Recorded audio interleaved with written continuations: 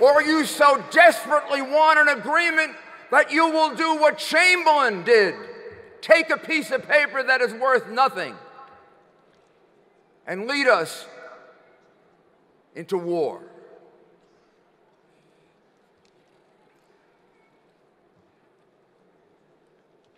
This is the International Day of Women tomorrow.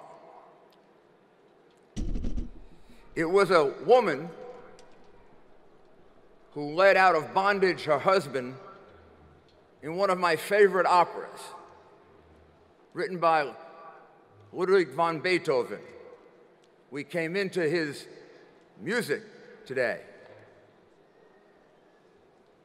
The last part of the Ninth Symphony, the Ode to Joy. But it was a woman, Leonora, who spent years and years and years. She got her husband, Florestan, out of prison. He was imprisoned by a tyrant, by Pizarro. That opera was written 120 years ago. Women aren't weak. Women aren't powerless. Women have tremendous power and tremendous strength.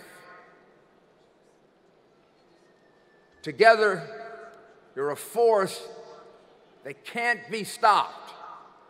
I would like all of the women here to just stand up. I want you to stand up. Stand up! You're not a woman. Sit down. Just want to see the women. Look at all of you. Look at all of you. Look at you. Look at you. And what are they doing to your sisters in Iran? What are they doing to your sisters in Syria and in Iraq? What are they doing to your sisters in Yemen? They're treating them in ways that are inhuman. You can't let this happen. You've got to let the world know this. The world has to know what the distortion of Islam, Islamic fundamentalism, what it is doing to women, what it is taking it away from them.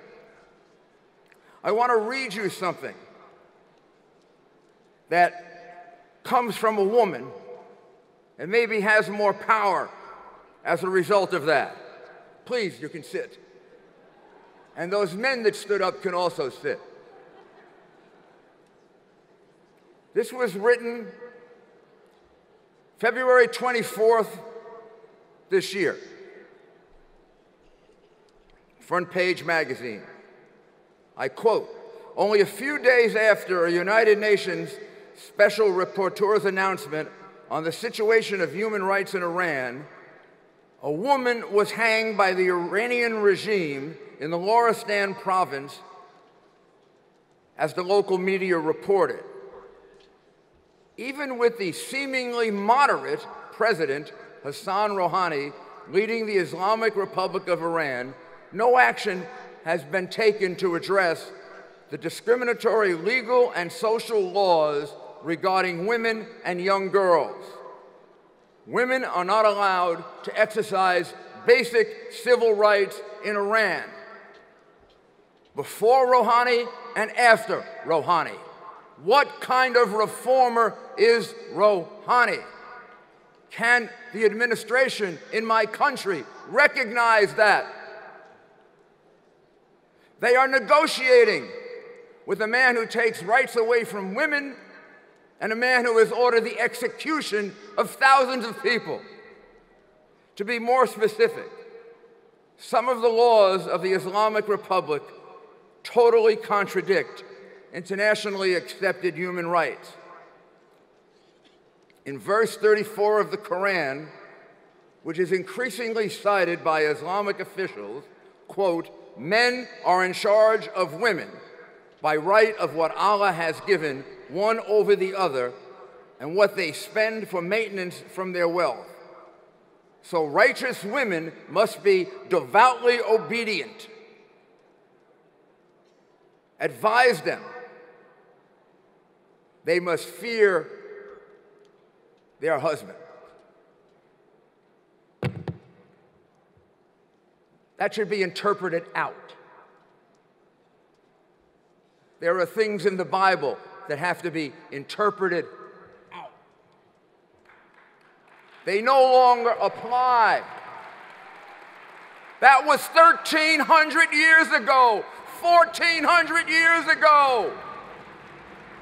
That was written 1,400 years ago. And that is being applied in a nation today. Women are to be subjugated in 2015. That was written in 600.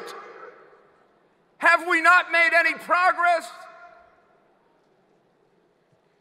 This is intolerable. It's intolerable that the liberal media in my country does not understand what fundamentalist, extremist, Islamic religion does to women. It's intolerable that the liberal media in my country doesn't cover what Islamic fundamentalist extremists do to people who are gay and lesbian. They're supposed to care so much about women's rights.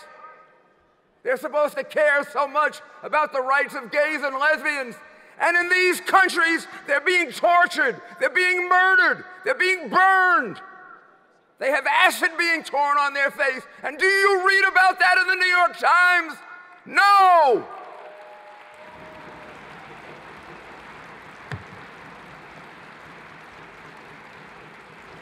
This is not a regime to be negotiated with. I work for Ronald Reagan. Ronald Reagan is my hero. His picture sits on my wall. I'm on the board of his museum. And I have no hesitation saying I hero worship him. Ronald Reagan understood you could not negotiate with the Soviets. You had to show them so much strength. You had to show them so much power. You had to make them afraid of you. I want my enemies to be afraid of my president. I want them to worry about my president. I want them to worry about what he will do to them if they come and harm me.